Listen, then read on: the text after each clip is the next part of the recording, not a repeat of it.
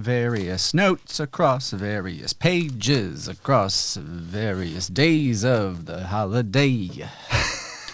Were you recording for that? That's going in.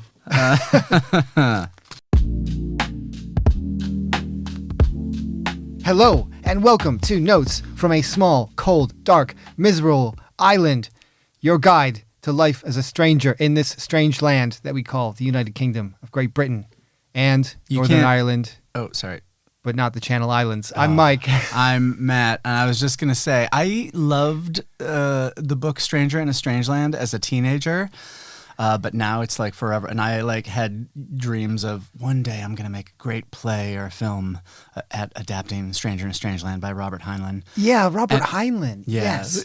You know, fascist overtones, Starship Troopers, all that. But the main, the cultural takeaway from that novel is the word grok. And now that was in Stranger in a Strange Land is... Oh, right. Because I thought that was Hitchhiker's Guide to the Galaxy. Maybe like Adams co-opted it, because I think Stranger in a Strange Land is like 68 or something. Okay. And yeah, and it's just a invented sci-fi verb for like a deep soulful understanding. Right. And now it's been... I remember in the lunchroom like co-opted. reading those Robert Heinlein books. I can't remember it all. I mean, there's just like sci-fi with like there was like a bit of sex in there. Yeah. It was like sex and libertarianism, right?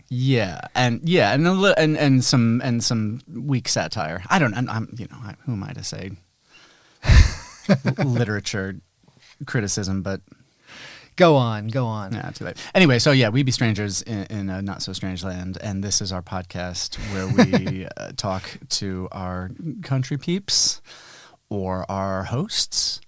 Depending on what the day is. Whoever wants to tune in, I guess.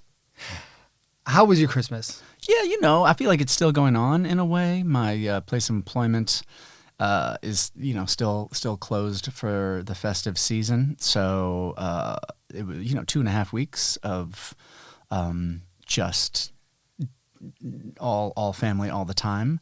Wow. My kid tipped fully into being spoiled as shit by the end of it, and so we're sort of dealing with the repercussions of that now. But yeah, no, pretty much all good. Back to school though. Yeah, school. Sorry, get up. No, you can't have chocolate for breakfast. Right. Yeah, all that Flippity advent calendars. Yeah, messing things up. It's midnight. You're still gaming. Turn it off. Yeah, that's you. Man. I had to reinstall the internet guardrails. Oh, so nice. That the computers and things turn off at a reasonable hour. Okay. Dad, yeah. I'm just going to keep asking you for this for the next 2 weeks. Yeah. So you're just going to have to take it off. Apparently I gave birth to Kermit the Frog. Yeah. But yeah, this is the thing is like you've got teens and I've got a 6-year-old, so we'll forever have that divide of me just looking at your kids and being like, oh God. And they all have British accents. Yeah. I mean, this is what the thing is going to be. It's going to be like, bruv, mate. Yeah. Oh no. I mean, I've had to even stop saying, like, for a while. I told, like, when my child said the little cat, and I was like, that word has T's in it. She was like little, and then I was like, no, I'm just being rude to my own daughter. My friends think that my youngest, who's 11 years old, nearly 12, still retains his American accent.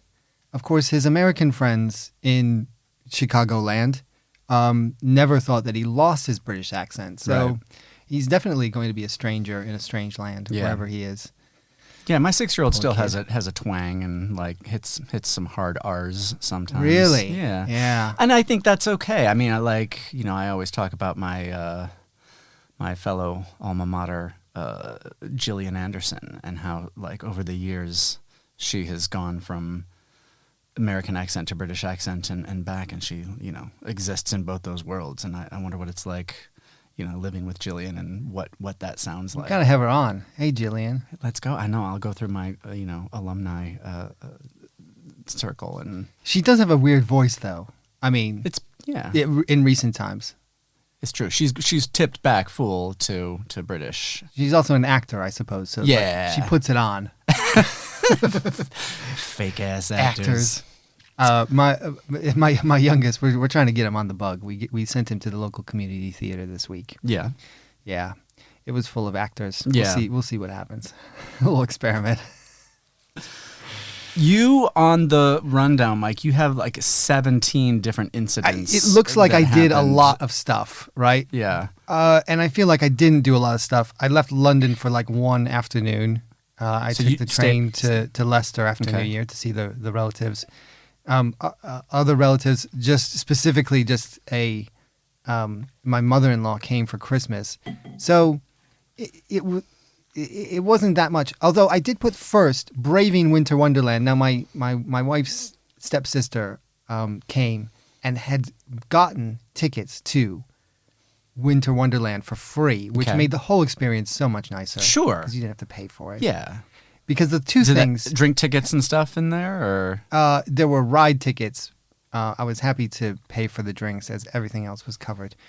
The thing about Winter Wonderland is everybody's sort of like it gets wound up about it to some degree, okay? right? So You've never been to this thing. It's No. basically a pop-up amusement park Right. in Hyde Park. Yeah. Where they have all the gigs and stuff in the summer. In the winter, they were like, "Oh no, there's just an empty field for people to walk around. Yeah. And we couldn't possibly have that." So let's throw down a skating rink and stuff like that. Yeah, and there's all that kind of stuff. Fairground rides,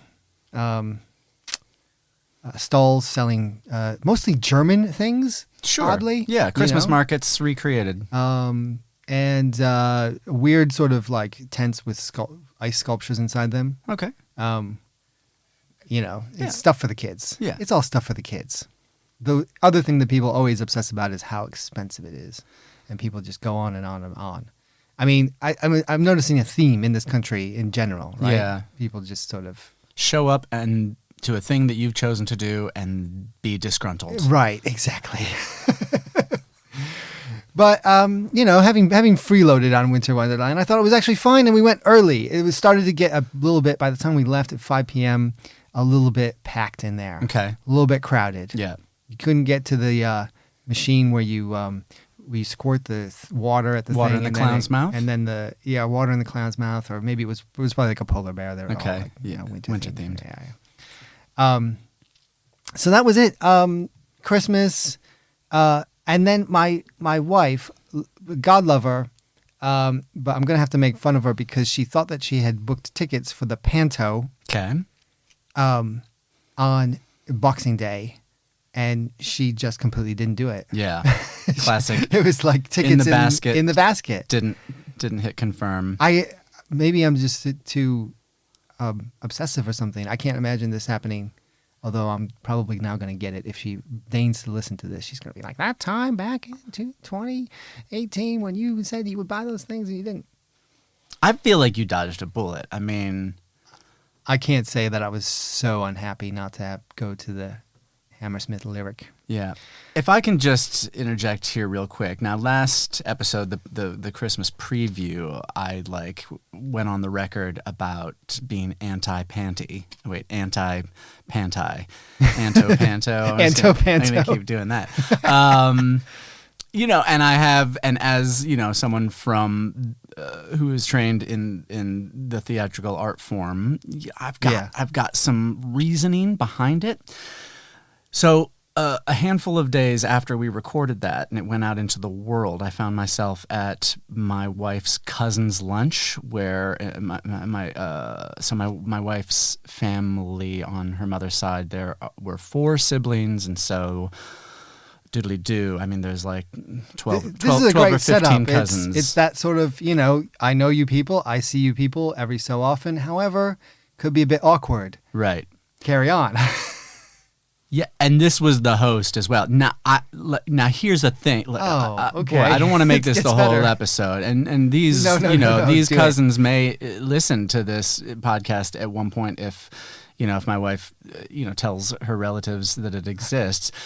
First off, we showed up and I put my coat in the room, and the cousin-in-law, the husband from a trip to America, owned a MAGA hat. And then I just was like, I had no sense of humor when I walked in the door, and I just was like, hey, what's this? And why is it here? This is like having a swastika in your house. And he was like, oh, I bought it ironically, and sometimes on a Zoom call, I'll put it on. And I was like, that's a choice. So I was already sort of off on a bad foot. I stayed mostly with the kids during this party. All right, we have to pause here. We got to unpick this in some detail.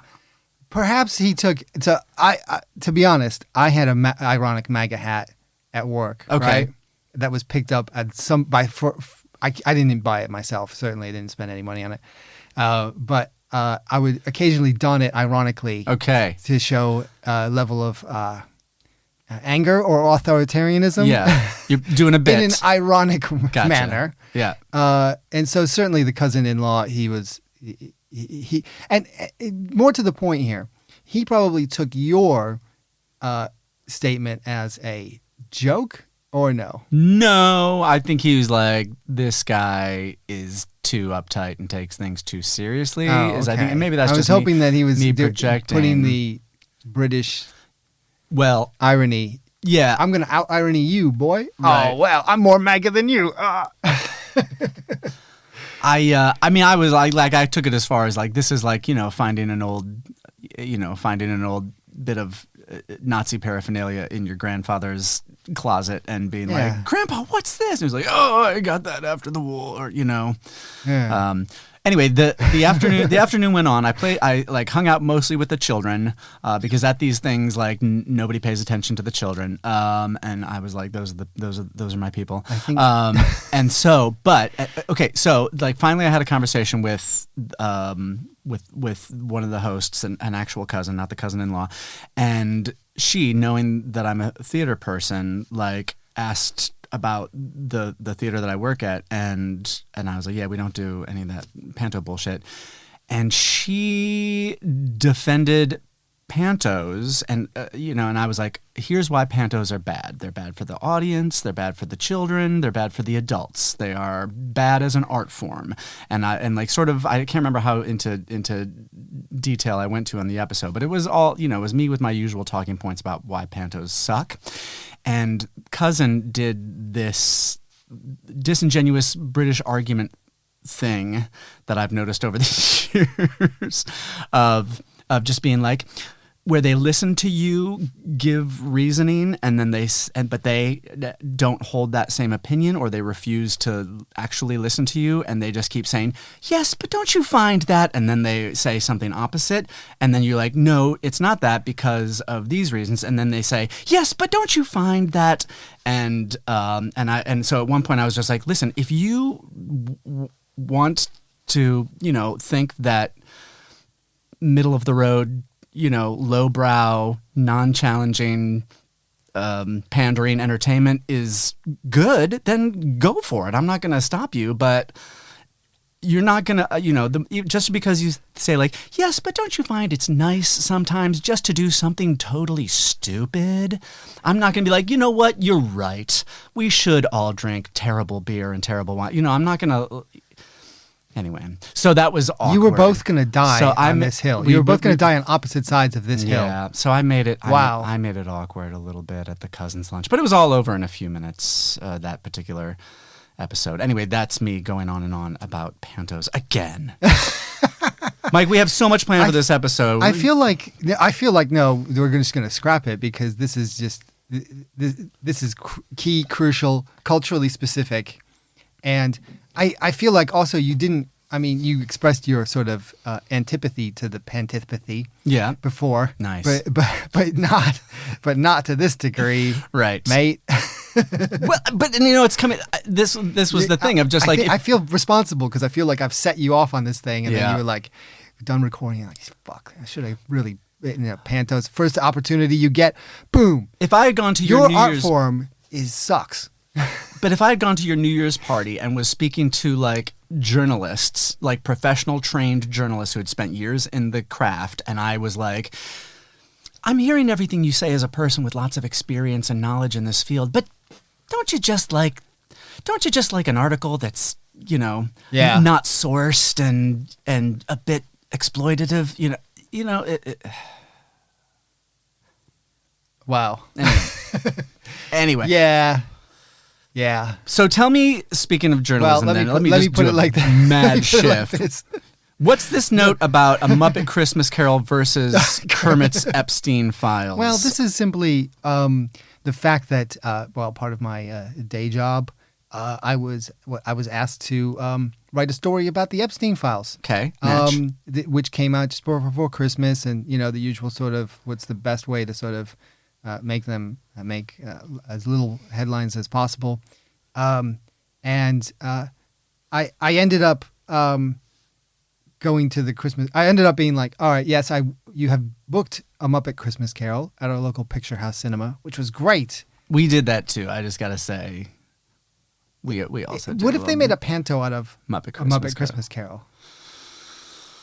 Oh, Scrooge and drag, and the ghost is behind you, and topical references. I hate to flog this horse, but like, I think that the panto that I didn't end up going to see, but was planning to go see, didn't have all the tropes. Are there pantos out there that don't have the detroped stupid things in them, and they're just like Christmas stories? And I think those are just Christmas plays. Oh, right. Yeah. Okay, so that's not pantos. Yeah. Maybe I wasn't even scheduled to go to a panto. Oh, and you I missed it. definitely was scheduled to go to a Muppet Christmas Carol. Okay. And even though I was demanded, I got the story done. It's up there. You can read it. It's still up there. But I insisted on doing the holiday tradition, the Muppet Christmas Carol. Nice. Falling asleep in the theater, getting woken up when Michael Caine, whose performance I think that you've flagged as amazing. It's too good. I was watching very carefully. Yeah. This time, and I totally agree with you on this. He's flying through the air with the ghost of Christmas past, and he yelps a few times, and that's when I woke up. Okay. And then I very happily watched the whole thing, gazing into Michael Caine's beautiful eyes when he's acting like opposite puppets. And just partnering so well with Bunsen Honeydew, who has no eyes. Bunsen Honeydew. So what happened? So then you got a text. You're like, "Hey, it's time to the files are out." I managed to do all that. So I felt like both productive and seasonal. That's all. Kermit was not in the Epstein files, despite what I've written there. Oh, can you imagine if Henson was? Oh my God. He was gone. He was dead in like 90 something. A mutual friend of ours from Ohio texted me, and the last time this thing came up, and said, his text was, Noam Chomsky, WTF. Yeah. And I was like, I can't explain this, dude. I'm sorry. That's the most your hero. The most painful one. Are you talking about Julius? I didn't want to say who it was. Just blow him up. Boop. We love you, Julius. I love Julius. Yeah, no doubt. What else? I didn't watch any cricket because No. I didn't get up at 6 a.m. Yeah. You saw some movies, though. Yeah, I saw Marty Supreme, and I saw Sentimental Value because I'm on my see as many Oscar movies as possible. Yeah, campaign. I'm not on that kick yet, but I'm going to get it on it. Recommend both of Yeah. those. They don't take my number one for the year, but I recommend them. Okay. We went to the theater. We went to the National and took my daughter to see Ballet Shoes, which was beautiful. I feel like that's not on my radar at all. Yeah, it's more of a Thing for kids? gender thing. It's a thing for girl kids. It doesn't have to be for girl kids. It's just about like what are your dreams as a child and how do they translate into your adulthood? And are they colored pink or blue? Yeah, it wasn't overtly pink. No. Beautiful We're much more fluid version. about things these days. We went to the Neverland lights at Hampstead Heath, which is like an alternative to the Kew Garden lights. Go out. Oh yeah. Go out in the Yeah. cold and look at some light displays. Yeah. And then there's a food court, and we like. It all sounds very festive. Yeah, but like to us, like doing Winter Wonderland, but to a small a smaller degree. We roasted some marshmallows and almost got second-degree burns. Oh. No, it was fine. almost got. Yeah, could Was have. there burning happening? There was. I was definitely like, I definitely flagged it up as a trained first aider. I was like, this is a risk assessment here. You've just got open flames, and like one staff member being like, let me clear your sticks for you, folks. Like, these children are near these open flames. Now, you've also written here, fireworks near incident. You almost died a couple of times here with fire. No, not at all. Our first year back, we had, in Dalston, somebody just out in the middle of the street that overlooks our road, like firing rockets literally at our building. And so after that, we have made sure to be out of Dalston at New Year's, every New Year's since. So Really? three or four, because we're just like, F this. And so this year, like, nothing came through. So we stayed at home again, and we're just gonna let. Oh, I said her name. All right. We're just gonna let the kids stay up. And we'll just do New Year's, the three of us. And so our building has a courtyard, and at one point, after New Year's, when all the fireworks go and then the sort of like local fireworks start going, we looked out and there were two people, possibly late teens, early 20s. I didn't get a real good look at him, officer. And then they shot off some rockets, but they shot them straight up. They didn't shoot them like at the building. Yeah. So they finished that round, and like my wife is very like anti-fireworks. And real skittish about it. And so they finished off this first round, and like I'm looking out the window and I see these two, let's call them kids, they're probably like 22 or something. And I see other people from my building coming out on their balcony. And so I walk out on my balcony, and I wave my arms and get their attention. And I go like, hey, it's close to the building. Kids and animals don't like it. And they go, okay, yeah, Happy New Year, we're leaving. And that was the extent of the interaction. Wow. Instead of me doing what I might have done and be like, hey, you motherfucker, what do you think you're doing? I somehow was able to like contain Is that myself. what you do in the Bronx usually? Yeah, no, that sort of thing. Hey! And I came back in. I came back in the house then from the balcony, and my daughter was crying because, like, she was like, I didn't know what you were doing, and she thought I was going to get in an altercation and something, or that I was going to get shot by a rocket or something. I was like, it was okay. I just, Oh my gosh. there were other people out there, and we were just asking them politely to leave, so anyway. But yeah, the localized fireworks in an urban area that takes place on New Year's. This is, I know people will do it in the States, but I feel like fireworks in the States is more reserved for Independence Day, and so yeah. Apparently, so it's even worse on the continent. I was reading this story because I thought my sister and her husband, they live in Germany, and they live in a fairly urban area. Well, they live in a village near an urban area. I don't know. I've never been to visit, for my shame. But they said, oh, yeah, we have to go out into the countryside because we don't sleep very well, right? And I thought, oh, that's a little extreme. How bad can it be? But then I did read a story that, yeah, it's absolutely fucking terrible in Germany and the Netherlands and some of those other foreign countries. Okay. And in London, it is pretty bad. But I've always found in London that people sort of just spout it off, like your interlopers in your neighborhood. Like, they have a few bottle rockets. Yeah. They fire them all off at once. It lasts for a little while, and then they move silent on. night. Yeah. You said you had a silent night. You said you were down at 12:05. Well, I was exaggerating a little bit. There was Okay. definitely in our neighborhood, but not on our street or anything. There was localized firework outbreaks. I don't know. Probably had a little bit too much to drink, and then I just passed out. My thing was, and I shared this with some people on text threads, was the televised New Year's Eve festivities are just do not compare to the old Dick Clark's New Year's Rockin' Eve, and apparently some of my friends were like, you should see what fucking Andy Cohen is up to right now. And so just the broadcast, real has been action on the BBC One broadcast, and then we cut to the South Bank, boom boom boom boom boom, and then it's over. And then I'm always like, yeah, but the Jules Holland Hootenanny is a fantastic show with great guests that are some new and some nostalgia musical acts, and fun chat and great tunes, but that's all pre-taped. Yeah. And there's no pause for 5, 4, 3, 2, 1. I've got some notes for the networks on how to broadcast for the people who stay home.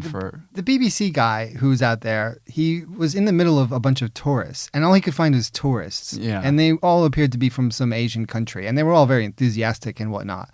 I don't want to stereotype. Their English was fine or whatever, but they had very sort of one-note responses to the guy's question, which is like, oh, why are you here? And they're all like, yeah, we're visiting. We love London. And that was about it. Right. And he just goes down the row hoping to find some sort of any interesting British person to say, yeah, it's a bit shit, isn't it? I mean, what do I want? I mean, I guess I want, Dick Clark with a celebrity, and in the background the throngs of people in Times Square, and then we cut down there, and they're Ashley going, woo! I don't. What do I want? I'm not sure, but it's all a bit brief on the coverage. My wife, for some reason, doesn't like Jules Holland and sort of banned Jules Holland, so we didn't even watch it. Yeah, it's really annoying actually, because I don't want to sound like sycophantic here. I agree with you again on this art form. That is the highlight of the New Year's Eve television broadcast. Yeah. I guess I never really sort of would want to stay up to watch Dick Clark, whoever does it now. Probably Seacrest. I don't know. Oh, yeah, that guy. Yeah, somebody milquetoast like Jimmy Fallon or something. Jimmy Fallon. Well, here's my thing though. I mean, I'm anti-panty. I don't like the TV broadcast of New Year's. So I feel like I kind of want to, I'm never big on resolutions, but I do in the name of this podcast and in the name of my own, mental health and creating a positive environment for my family. I feel like my resolution this year is to find some things about London that are new to me, even though I've been here for years, that I quite like.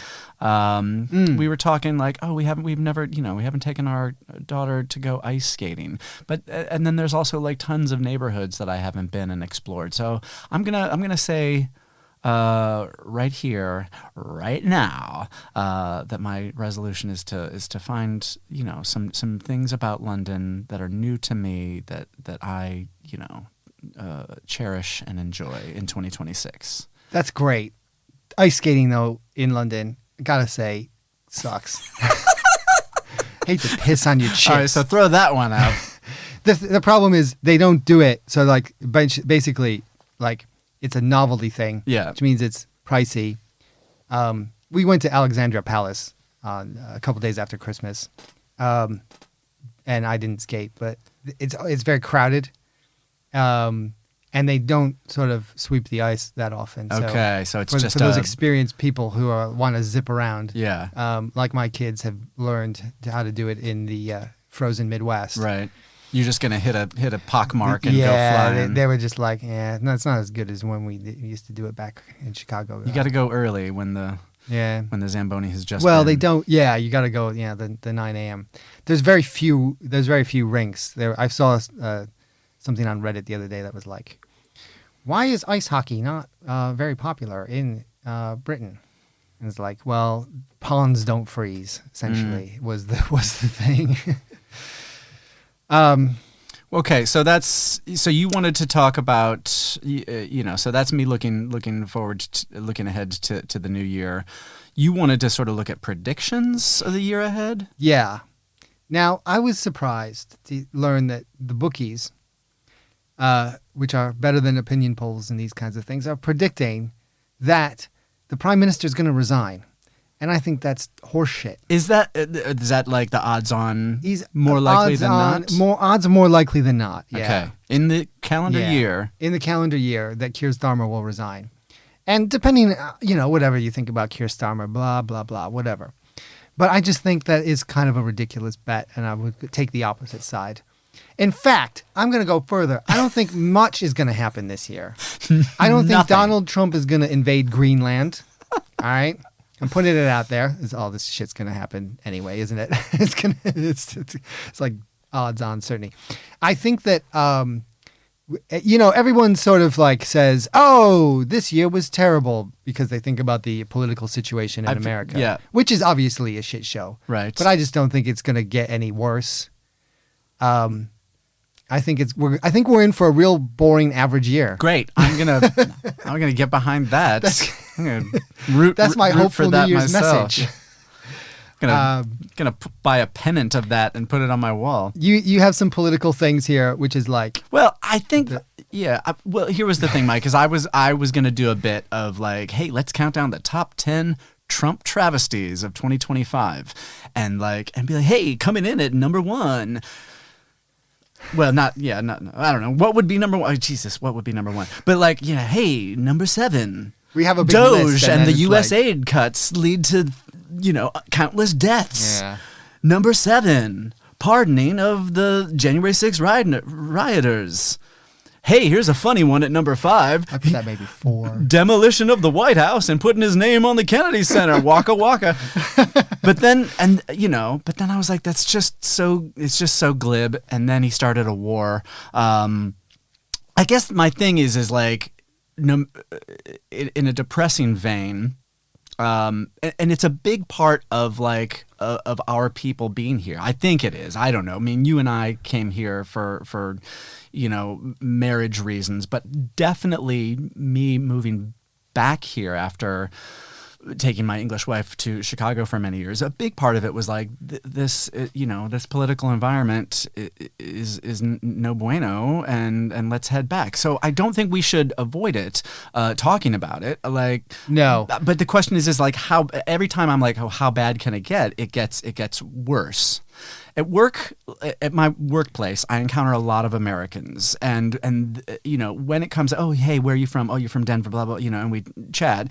We always acknowledge this horrific administration and and talk about whatever the latest travesty is. Now, granted, the people that I meet in this arts organization are people who are like arts makers and arts appreciators, so they value intelligence and humanity and literacy and empathy and equality and community and insight and humor, things that MAGA could give a shit about. And who knows, maybe many of the Americans in London for tech and finance and other fields are like, ha ha ha, let the world burn.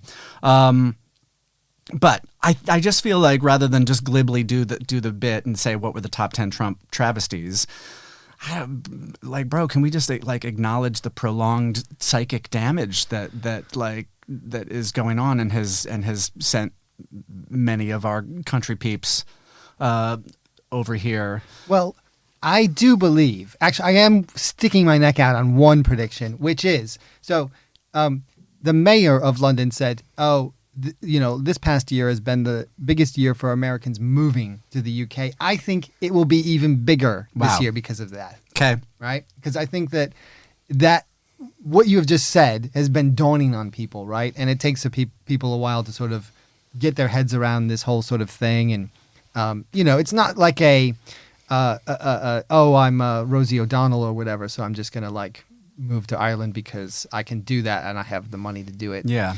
But the visa laws are such that you do need to be, you can't just be like somebody like me who was lower middle class and had no money. You got to come with. Well, that's that too. But I think people have probably now had a year for first of all, reality to set in. Second of all, to make plans, right? Okay. There's schemes. Sure. Right? I guess easiest scheme is, I always thought I'd go and get that PhD. King's College sounds nice. Yeah. Side kind of note, thing. I do love British vernacular, the word scheme, which, in English vernacular, which in American vernacular is like A plot. twirling your mustache and like shady dealings. But here it's just like, oh yeah, there's a funding scheme that you can enroll for. I'm like, but is it, as you would say, dodgy? No, it's just a scheme.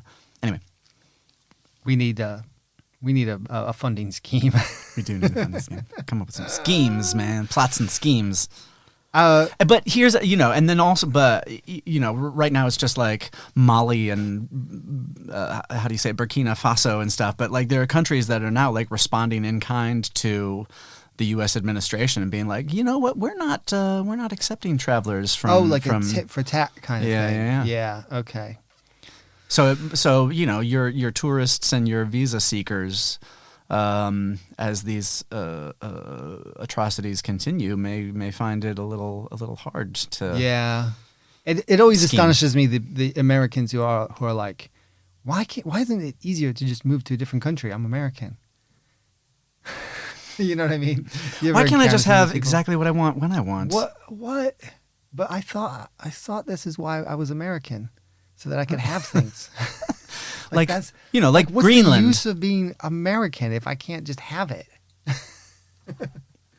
Annex that shit. Suddenly they're like, wow, maybe I should renounce my citizenship. The other big thing that is a recurring thing on the social medias is, should I renounce my citizenship now? Mm. And everyone's like, yeah, that's a tax dodge, isn't it? Do you think you're going to get away with it? No, you're not. Also, you just put it on the internet.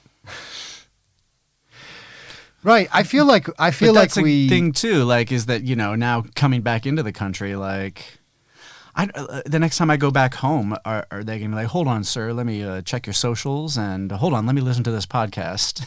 Yeah. Like, yeah, man, buddy, you're really holding up the line here. Um, While you listen to this podcast where I say some things.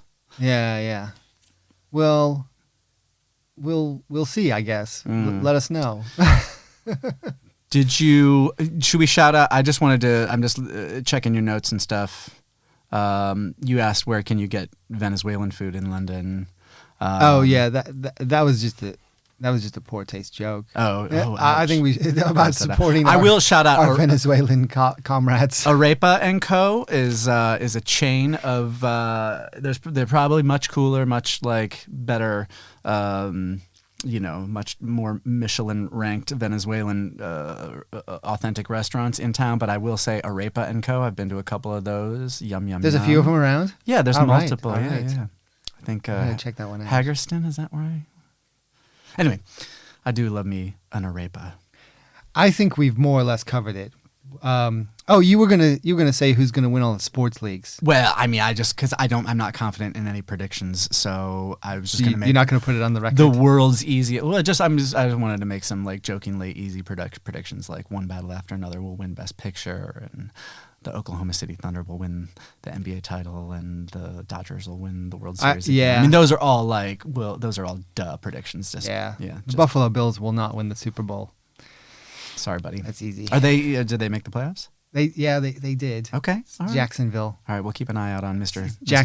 At Jacksonville, my Jacksonville family. Jacksonville. Yeah, you mean, my dad, who lives in the greater Jacksonville area, was talking about you coming to see the game? I was like, nah. Jacksonville Jaguars is London West. I saw the Jacksonville Jaguars. I took the boys to go see the Jaguars play an absolutely pathetic game and lose to the Rams. Like it was like 40-6 or something like this. They play so here I can't every imagine year how because of that the ownership. team is going to win the Super Bowl, but let's go Bills. Let's go. They could possibly beat the Buffalo Bills. Let's go, Mr. Steinfeld. I might. That's it. It's a great year. We're full of positivity. Don't be fooled. It's true. I got us I set up an email account for us. Yeah. So how do people get in touch? So yeah, if you have questions or hate mail or concerns, or you want to offer up your story or present yourself as a guest or ask, how do I pay you guys money?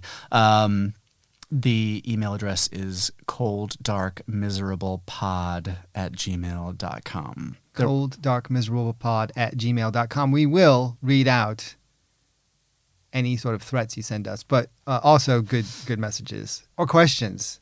Please send questions. Yeah. Or topic suggestions. Send questions. We won't answer them. The fuck do we know? Right. Send me a link to like the noble history of the Panto art form and educate me. That's on the Museum of London website. I'm sure you will get something. Okay. Well, I think that's about it. Unless you have anything else. I know we're still using that same like sort of generic instrumental at the top, and so it's great. It's free for a theme. But maybe if you wanted something a little bit more tailored, I did a little workshopping. Just people might, it's appropriate. Hold on, hit us with it. All right. Bum, bum. Bum, bum. I didn't bring a toy piano for this. Bum, bum, bum, bum, bum. The Atlantic was crossed today by many a Yank. Bum, bum. Touchdown at Heathrow, happy just to stay. Sorta like Tom Hanks, in the terminal. Thank you for explaining. The distance from the dickheads destroying democracy in D.C. was sweet relief.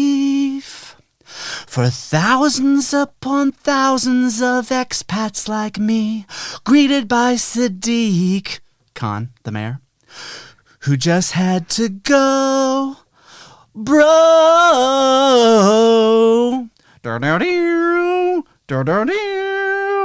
I need to not be close to.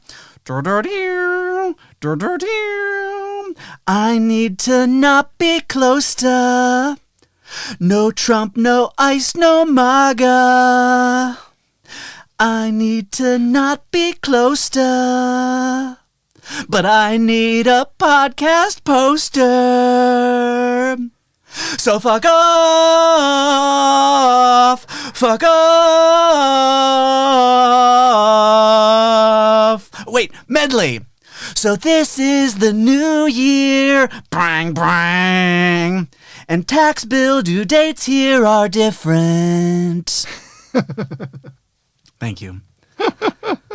Death cab for a cold, dark, miserable island. Oh. Taxi. Happy New Year, everyone. Happy New Year. You can say it as long as you want. Absolutely. See you next time. Bye-bye.